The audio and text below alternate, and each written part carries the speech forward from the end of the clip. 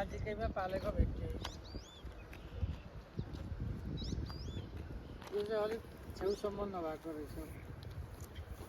कति राम्रो है स्टेप